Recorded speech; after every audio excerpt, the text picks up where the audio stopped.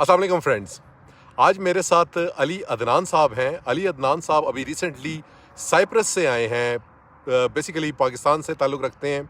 आज हम इनसे पूछेंगे कि इन्होंने अपना काम खुद बग़ैर एजेंट के, बग़ैर स्पॉन्सरशिप के कैसे अपने डॉक्यूमेंटेशन फ़ाइल की है, कैसे इन्होंने डॉक्यूमेंट्स इकट्ठे किए, खुद अपना केस कैसे इन्होंने सबमिट किया, वीज़ा लिया और उसके बाद एयरपोर्ट पे इनको 5 घंटे तक क्यों बिठाया गया, वो भी हम पूछेंगे इनसे। और उसके बाद इनका कोई बिज़नेस का प्लान है, कोई स्टार्टअप करना चाहते हैं, वो भी पूछेंगे आज इनसे कि वो इनके बिज़नेस का क्या प्लान है और क्या इनकी अभी तक जो डेवलपमेंट है, क्या अभी तक इन्होंने किया है और क्या इनका आगे कनाडा के हवाले से क्या प्लान है। अस्सलाम वालेकुम जी। वालेकुम अस्सलाम सर। कैसे हैं जी आप? खैरियत से हैं? अल्लाह का शुक्र, आप सुने। पहले तो अली भाई थोड़ा सा अपना तारुफ कराएं कि आप कहाँ से ताल्लुक़ रखते हैं और किस जगह से पाकिस्तान से जी आपका? मेरा पाकिस्तान से ताल्लुक़ है जी, सियालकोट से। अच्छा। और मैं ऑलमोस्ट कोई 10-12 साल पहले 2009 में साइप्रस में आया था, Turkish Republic of North Cyprus में।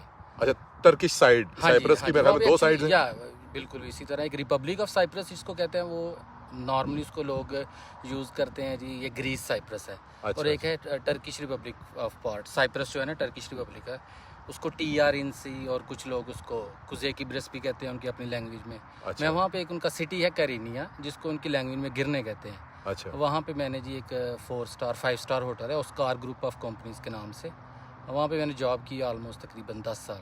अच्छा, 10 साल आपने हाँ जी, काम 10 किया। साल मैंने, फिर क्योंकि वो कोविड की वजह से, क्योंकि ऑल होटल्स जो हैं वो सब क्लोज़ हो चुके थे, फिर उसके बाद मैंने अपना बिज़नेस स्टार्ट कर लिया था, ट्रैवल एजेंसी का, टिकटिंग का। अच्छा, टिकटिंग तो का वो आपने। करता रहा हूँ मैं। हाँ जी। अच्छा, शुरू से जब आप आए हैं तो शुरू से ही होटल लाइन में आप गए हैं? जी बिल्कुल इसी तरह हुआ। 2009 में मैं आया हूँ और 2 या 3 महीने बाद मैंने वहाँ पे जॉब स्टार्ट कर ली थी और बड़ा अच्छा एक्सपीरियंस रहा है, क्योंकि वो एक जगह ही ऐसी है, बहुत खूबसूरत है, जैसे आप कह सकते हैं कैलगरी है। अच्छा। क्योंकि वो जो पार्ट है साइप्रस का, टर्किश मोस्टली जो Turkish Republic of North Cyprus, वहाँ के बीचेस और वहाँ पे टूरिज़्म बहुत ज़्यादा है और वहाँ से पूरी दुनिया से लोग वहाँ पे जाते हैं और होटलिंग का काम ज़्यादा है वहाँ पे। अच्छा अली भाई, एक्सपीरियंस वो बहुत अच्छा रहा। अच्छा अली भाई, ये बताइएगा कि खूबसूरत भी था, सेटल भी थे, फिर क्या मामला हुआ, कनाडा का कैसे ज़हन बन गया? एक्चुअली ये थोड़ा सा कुछ बचपन से शौक था। अच्छा। और कुछ कनाडा और अमेरिका और इस तरह से कुछ कंट्रीज़ देखने का, और ऑलमोस्ट विज़िट भी हम लोग करते रहे हैं अपने दोस्तों के साथ, सिंगापुर में, मलेशिया, थाईलैंड, चाइना, दुबई और ऐसे अच्छा, कंट्रीज घूमते फिरते रहे हाँ हैं जी, आप? हाँ जी, बिल्कुल इसी तरह कुछ क्योंकि हम लोगों में जीन्स कुछ ऐसे हैं, सियालकोट के लोग जो होते हैं वो सियालकोटी, वो एक्सपोर्ट के हवाले से कुछ ना कुछ वो जो कह रहे हैं कि अंदर होता है बंदे के कीड़ा सा, और वो उस हवाले से है ना, वो बिज़नेस के लिए कुछ जो है तगोदोद करते रहे वहाँ पे, कोशिश अच्छा, करते रहे, अच्छा, स्ट्रगल करते रहे, और इस वजह से। और फिर उसके बाद वैसे ही भी कुछ कनाडा में मुझे कुछ बिज़नेस की अपॉर्चुनिटीज़ ज़्यादा नज़र आ रही थी अमेरिका कनाडा में, इसलिए फिर मैंने यहाँ का विज़िट का प्लान किया। तो कितना अर्सा पहले आपने डिसाइड किया कि नहीं यार, अब काफ़ी हो गया और अब जो है वो कनाडा मूव कर जाना हाँ चाहिए? जी बिल्कुल। 2017 में मैंने पहले वीज़ा अप्लाई किया था अमेरिका का। अच्छा। हाँ जी, और मैंने वो खुद ही अप्लाई किया था। एक दोस्त है हमारे, वो हमारे साथ यहीं पे कनाडा में है। अच्छा। वो आजकल वो टोरंटो में है, तो उन्होंने मुझे, वो हमारे साथ वहीं पे थे साइप्रस में ना। अच्छा। उन्होंने मुझे एडवाइस किया, क्योंकि उन्होंने वीज़ा लगवाया, उन्होंने कहा कि तुम इस तरह से वीज़ा अप्लाई करो, लग जाएगा। पर फिर हम लोगों ने खुद ही वो सारा कुछ चेक किया कि किस तरह से वीज़ा लग रहा है, क्या हो रहा है, एम्बेसी की क्या रिक्वायरमेंट्स हैं। फिर वो सारा उस तरह से किया और खुद ही अप्लाई वीज़ा किया और वहाँ पे इंटरव्यू किया और वीज़ा इंशाल्लाह लग गया। और फिर मैं 2-3 चक्कर लगे थे मेरे अमेरिका के पहले। अच्छा। अच्छा। और फिर कनाडा का वीज़ा भी वहाँ से, लेकिन कनाडा का वीज़े के लिए चूँकि वहाँ पे साइप्रस में एम्बेसी नहीं है कनाडा की, तो उसके लिए टर्की जाना पड़ता है। अच्छा। जो Turkish Republic of North Cyprus के लोग हैं, उनको टर्की ही जाना पड़ेगा वीज़े के लिए। अच्छा। और उसका ये है कि कनाडा की कोई इंटरव्यू वगैरह कुछ नहीं होता, सिर्फ इसमें यह है कि सिंपल आपके फिंगरप्रिंट्स होंगे, वो टर्की जाके आपको सिंगल फिंगरप्रिंट्स जो है वो वहाँ पे देने पड़ेंगे। अली भाई, ये बताइएगा कि मैं ये डॉक्यूमेंट्स पे आता हूँ कि कौन कौन से आपने डॉक्यूमेंट्स लगाए और कैसे तैयार किए। एजेंटों के पास नहीं गए जी आप, या गए हैं? सर एजेंटों का भी एक्सपीरियंस है बिल्कुल। अच्छा। मसला ये है कि जो है ना एजेंट, वो सब लोगों को पता है कि वो क्या वहाँ पे हो रहा है और किस तरह से ये टिकटॉक्स पे और इस तरह से वीज़े खुल गए, ये हो गया, वो हो गया। अच्छा, साइप्रस में भी है ये? साइप्रस में भी, साइप्रस में भी खुले हुए वीज़े? इसी तरह जी, कि वीज़े खुल गए हैं, ये हो गया। अच्छा, मैं समझता था खाली पाकिस्तान और इंडियन पंजाब में खुले हैं। नहीं सर, साइप्रस में भी सेम अच्छा। इसी तरह ये कंडीशन चल रही है। मुझे अभी लोगों के फ़ोन आ रहे हैं अच्छा। कि जी ये क्या हो गया है, वीज़े खुल गए हैं, इस तरह से रातों रात उन्होंने पाकिस्तानियों के लिए वीज़े खोल दिए हैं। पाकिस्तानियों ने क्या एकदम से ये काम कर दिया, 1 महीने में के अंदर अंदर के चांद पे चले गए हैं। अच्छा। कि वो नासा में उनको इनकी ज़रूरत पड़ गई है। सर ऐसा कुछ भी नहीं है। और मैं अपने भाइयों को बताना चाह रहा हूँ जो साइप्रस में है कि ये सब फ्रॉड है, इस तरह से कुछ नहीं। आपको थ्रू प्रॉपर चैनल ही चलना पड़ेगा, डॉक्यूमेंटेशन ही करनी पड़ेगी। और उसके बाद हाँ, ये थोड़ा सा आपको भी पता है यहाँ पे कि थोड़ी सी रिलैक्सेशन मिली है। जो अगर वीज़े पहले से वो 5-10 वीज़े लग रहे थे 100 में से, अभी 10-15 लग रहे हैं। तो ये कोशिश करनी चाहिए, ट्राई करनी चाहिए, लेकिन ये एजेंटों से ज़रूर बचे। तो एजेंटों के हवाले से आपका कोई एक्सपीरियंस कोई अच्छा नहीं रहा? एजेंटों के या हवाले आपके से दोस्तों का यही नहीं रहा? है, एक्चुअली ये है कि हम लोगों के जहन में शुरू से यही होता है कि बस जी कोई डन करना है, अच्छा। डन करना है। अच्छा, डन बेस वहाँ पे भी है? डन कोई चीज़ नहीं होती है। डन मैं आप लोगों सबको बता रहा हूँ, अपने दोस्तों को, ये जो लोग कहते हैं ना डन है, सर अगर आप किसी के पास जाते हैं, बैठते हैं कंसल्टेंट के पास, वो कहते हैं ना डन करते हैं, तो डन होता क्या है जी? थोड़ा सर सा बताएं। उसका मतलब यही होता है कि टूर जाओ सो, उठ खलो। वहां से आपने 1 मिनट वेट नहीं करना, वो बंदा फ्रॉडिया होगा। अच्छा, सर डन कोई चीज़ नहीं है। आपको भी पता है American embassy, Canadian embassy, even के कोई दुनिया की एम्बेसी है, वहाँ पे किसी का कोई अंदर रिश्तेदार नहीं है, कोई कुछ नहीं कर सकता। ये सब कुछ जो है ना फ्रॉड है, वो डन बेसिकली फ्रॉड है। और वो हम लोग सुनना भी यही चाह रहे हैं। अच्छा, जैसे अब मैं घर से निकला हूं ना, या कोई सपोज बंदा निकला है जी, एजेंट के पास जा रहा है, पीछे से अम्मी का फोन आ रहा है, पुत्र डन नहीं करी। वो हम लोग भी यही सुनना चाह रहे हैं, एजेंट को पता है ये बंदा ये सुनना चाह रहा है। डन अच्छा। बेसिकली कोई चीज़ नहीं है, वो कुछ भी नहीं है। उसका एक ही है, उठ खलो टुर जाओ सु। वो फ्रॉड है सारा। वहीं से उसी टाइम उठे। डन कोई चीज़ नहीं है। डॉक्यूमेंटेशन खुद करें, अप्लाई करें वीज़ा, और इंशाल्लाह लग भी जाता है। असल में सब लोगों के पास सारे ये होते हैं डॉक्यूमेंट्स, सारा कुछ वो खुद कर सकते हैं, लेकिन कॉन्फिडेंस नहीं है। उनको यही है कि जी नहीं लगना, नहीं लगना, ये कभी भी नहीं लग सकता। ऐसा कुछ भी नहीं होता। वो आप एक दफ़ा अप्लाई करें, ट्राई करें, हो जाता है काम। इस तरह का कोई मसला नहीं है। एक दफ़ा नहीं होगा, सेकंड टाइम कर लें, थर्ड टाइम कर लें, अप्लाई खुद करें, वो फ़ाइल को खुद ही पढ़ें। वो कुछ लोग कहते हैं जी कि वो एजेंट कह रहा है, आपने भी DS 160 फिल किया हुआ है, हम लोगों ने भी किया। वहाँ पे कोई ऐसी चीज़, कोई ऐसा वहाँ पे फिल कोई आता है कि जी मैं ये करता हूँ, मैं वो करता हूँ, उसमें फॉर्म में ऐसी कोई जगह ही नहीं है। वो एजेंट आपको कहते हैं कि हम लोग ये भी आपका लिख दिया, ये भी लिख दिया, उस फॉर्म में ये भी पूरा कर दिया। वो ऐसा कुछ भी नहीं है। एक दफ़ा फॉर्म को ज़रूर स्टडी करें। इस तरह की कोई चीज़ें नहीं होती हैं, ये सारा फ्रॉड करते हैं। अली भाई ये बताएं कि कनाडा के वीज़े के लिए साइप्रस से क्या क्या डॉक्यूमेंट्स लगने चाहिए? हाँ जी, पॉइंट पर आए ना। मेन बिल्कुल। चीज़ ये है कि साइप्रस से क्या क्या, जो दोस्त हमारे साइप्रस में बैठे हैं या सुन रहे हैं, कौन कौन सा डॉक्यूमेंट ऐसा है जो कि वीज़ा उनको मिलने में हेल्प कर सकता है? इस तरह से कि पहले बैंक स्टेटमेंट का तो सबको पता है। हाँ जी, अब थोड़ा सा बिल्कुल बैंक इसी तरह स्टेटमेंट को से। भी ब्रीफ कर दें जी, जी, इसी कि तरह। कितने महीने की होनी चाहिए, कितने पैसे होने चाहिए। साइप्रस की जो करेंसी है उसके मुताबिक हमें वहाँ पे वो टर्किश लीरा लीरा ही चलता है। बिल्कुल इसी वो तरह से। कितने लीरे होने चाहिए वहाँ पे, कैसे मेंटेन करें, और फिर उसके बाद और कौन कौन से डॉक्यूमेंट है, बिजनेस का कौन सा डॉक्यूमेंट है, जॉब का कौन सा डॉक्यूमेंट है, वहाँ पे कोई NOC लगती है क्या क्या, यानी कि वो थोड़ा सा काइंडली बताइएगा। जो है ना जी, Turkish Republic of North Cyprus, TRNC, जिसको किब्रिस कहते हैं हम लोग। जी जी। वहाँ से जिन लोगों ने वीज़ा अप्लाई करना है, उनके लिए तो पहले ये है कि वो फॉर्म फिल करेंगे जो एप्लीकेशन कैनेडियन फॉर्म। वेबसाइट पे जी, जाके। ठीक बिल्कुल हो वो गया। फॉर्म फिल करेंगे। ठीक है। और फॉर्म फिल करते वक्त उनको ये है कि पहले उनके पास टर्की का वीज़ा होना चाहिए। मोस्टली ये है कि हम लोग जो पाकिस्तान से, इंडिया से जो लोग आए हैं ना, वो कुछ लोगों को इस तरह बाहर से पता है कि ये जो साइप्रस वाले लोग हैं ये टर्की जा सकते हैं, क्योंकि टर्की नाम उसके साथ आ रहा है। लेकिन ऐसा कुछ नहीं, उसके लिए टर्की का वीज़ा लेना पड़ेगा। अच्छा, उनको वीज़ा लेना पड़ेगा। उनको वीज़ा, प्रॉब्लम यहाँ पे आती है कि जब हम लोग फॉर्म फिल कर लेते हैं, सारा कुछ करते हैं, वो टर्की जोन हमारा, क्योंकि टर्की बनता है। अब टर्की जाने के लिए वीज़े की ज़रूरत है। अब वीज़ा हमें, अब पहले तो ये करना चाहिए प्लान कि पहले टर्की का वीज़ा अप्लाई करें। ठीक है। अगर टर्की आपको अप्रूवल देता है, उसके बाद आप इसकी एप्लीकेशन फिल करें कनाडा की। कनाडा वीज़े की एप्लीकेशन फिल करें, और वो आपको टाइम बता देंगे कि इस दिन इतने बजे आपके फिंगरप्रिंट्स हैं टर्की में, अंकारा में कर लें, इस्तांबुल में कर लें, वहाँ पे आ जाएं। वहाँ पे आप जाके इस्तांबुल में अपने फिंगरप्रिंट्स दे के आएंगे। पासपोर्ट वो वहाँ पे नहीं रखते, आपका जस्ट वो कॉपीज़ रख लेंगे। और सेकेंडली ये है कि आपको डॉक्यूमेंटेशन की जो ज़रूरत पड़ेगी वो ये है कि एक तो बैंक स्टेटमेंट हो गई। बैंक स्टेटमेंट वो कम से कम आज का जो चल रहा है, क्योंकि टर्किश लीरा जो है ना वो बहुत डाउन चल रहा है, तो उसके लिए कम से कम आपको 1.5 से 2 लाख लीरा। ये कैनेडियन डॉलर्स कितने बन जाएंगे? ये कैनेडियन डॉलर्स जो है ना वो 5 से 6 हज़ार डॉलर बनेगा। 6,000-7,000 डॉलर तक जो है ना, अगर तो 1.5 लाख लीरा बनता है तो मतलब 8,000-7,000 डॉलर, तो मिनिमम ये 10,000 हो जाए तो वेल एंड गुड।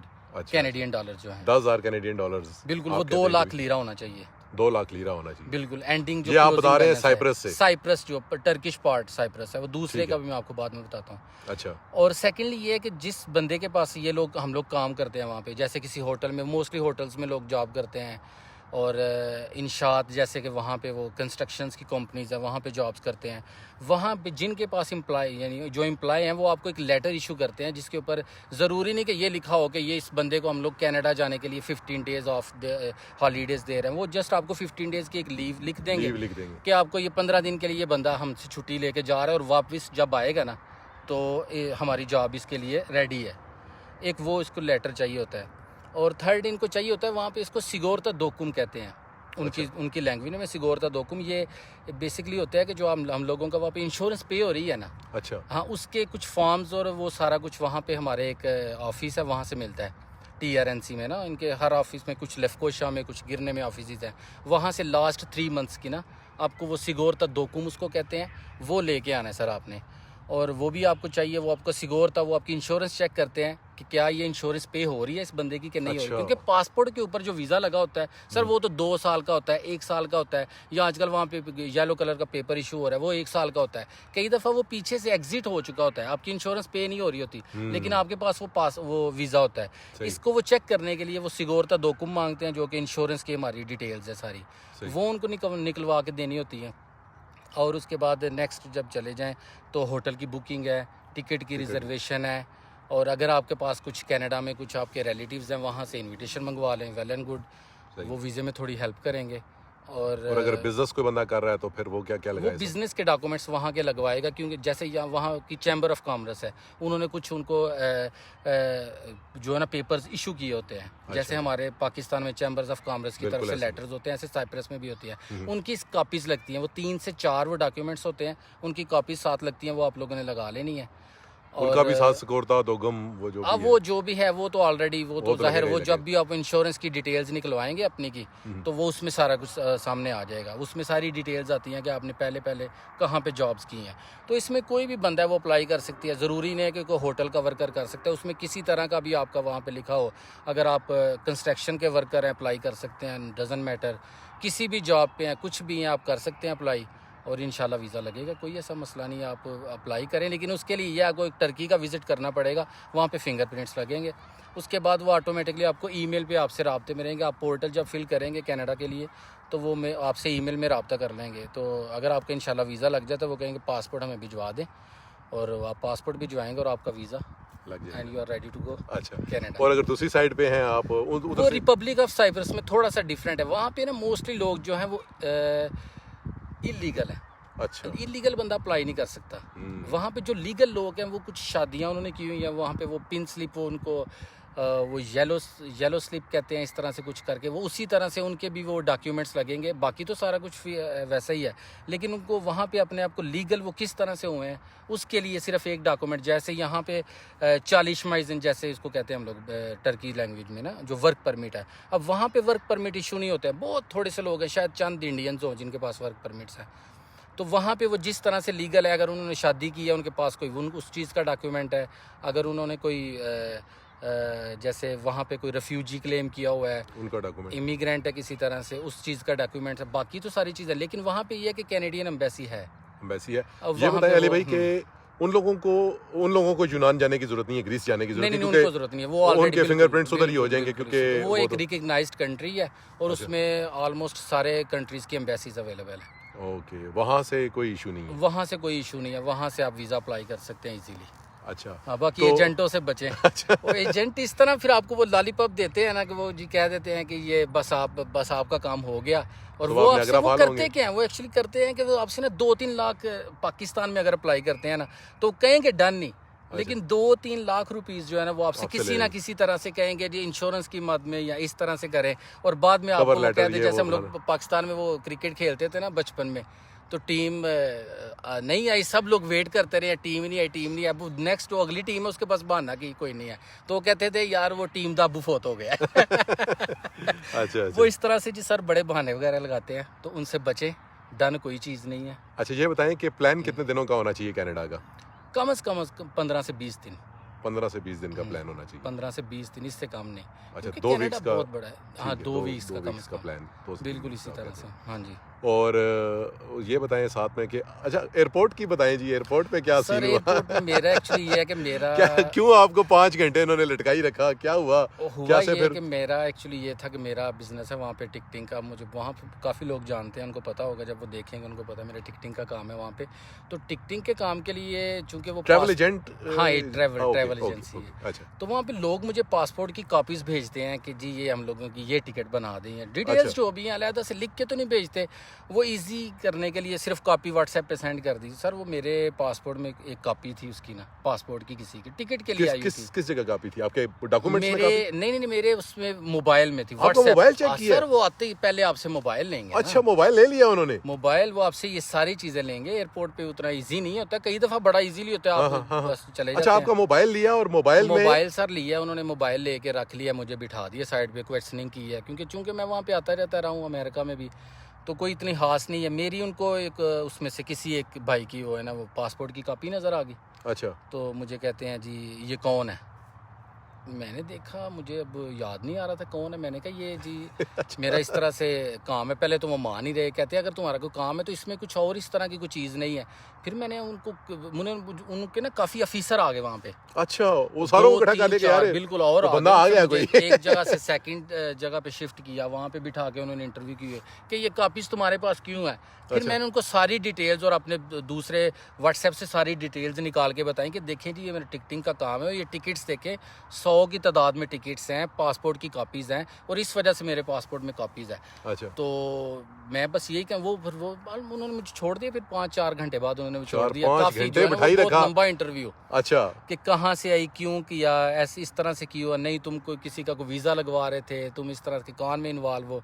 वो काफ़ी जो है ना वो परेशान अच्छा, किया। उनको ये लगा कि कहीं ये वीजे शीजे बंदा तो नहीं लगवाता या कोई इस किस्म के कोई काम में जो कि इलीगल मींस में आता हो, लेकिन फिर उनकी तसल्ली होगी कि नहीं यार आपका काम जो है। और ये वैसे भी मुझे पहले पता नहीं था, ये नॉर्मली आप इंटरनेशनली विजिट करें तो आपके पास पासपोर्ट की कॉपीज किसी की होनी भी नहीं चाहिए।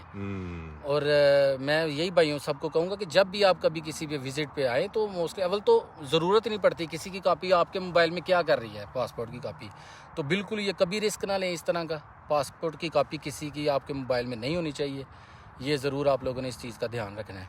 और सेकेंडली एक और मैं आपको बात ऐड करता जाऊँ यहाँ पे कि जब वीज़ा हम लोग अप्लाई करते हैं ना, 2 प्लान होते हैं। एक प्लान वो जो हम बना रहे हैं कि जी हम लोग जब हमने वहाँ पे जाने का प्लान कर रहे हैं, लेकिन जो एम्बेसीज होती हैं वो आपके वापस जाने का प्लान को देखेंगी। वो ये आप भी माशाल्लाह समझदार हैं, इस बात को समझते हैं कि हम लोग प्लान बना रहे हैं कि हम लोगों ने जाना कैसे है, वो हमारा प्लान देख रहे हैं कि आपने वापस कैसे जाना है। बिल्कुल सही बात, बिल्कुल आपने हमेशा आपने इस चीज़ को देखना है कि हम लोग जा तो रहे हैं, इतने पैसे हैं वहाँ पे, इतने इन्वेस्ट करेंगे, वो देखेंगे वापस जाएगा तो इसके पास क्या बचा होगा। $10,000 आपने शो किया, $5,000 आपने, $7,000 आपने यहाँ पे इन्वेस्ट कर दिया, अपने ऊपर लगा लिया, वापसी पे आपके पास क्या बचा? अगर पीछे कुछ नहीं बचा हुआ वो रिफ्यूज़ करेंगे। आप कहेंगे यार मैंने तो इतने पैसे लगाए, मेरी तो ट्रांजैक्शन ये थी। लेकिन सर वो आपने वापसी का प्लान उन्होंने देना है, वो हमेशा वापसी का प्लान देखते हैं कि इस बंदे के वापसी का प्लान क्या है। तो इस चीज़ पर भी थोड़ा सा गौर करें। बहुत बहुत शुक्रिया जी। वीडियो का दूसरा हिस्सा उसमें हम पूछेंगे अली भाई से कि अली भाई ने बिज़नेस का क्या प्लान किया हुआ है, कनाडा में करेंगे क्या, स्टार्टअप वीज़ा के हवाले से इनके क्या प्लान्स हैं, ये हम दूसरी वीडियो में अपनी डिस्कस करेंगे, वीडियो के सेकंड पार्ट में। बहुत बहुत शुक्रिया अली भाई आपका, थैंक यू सो मच। और आपका भी बहुत बहुत शुक्रिया। सेकंड पार्ट वीडियो का इंशाल्लाह उसमें हम डिस्कस करेंगे कि बिज़नेस का क्या प्लान है और कैसे इंप्लीमेंट कर रहे हैं उसको। Thank you.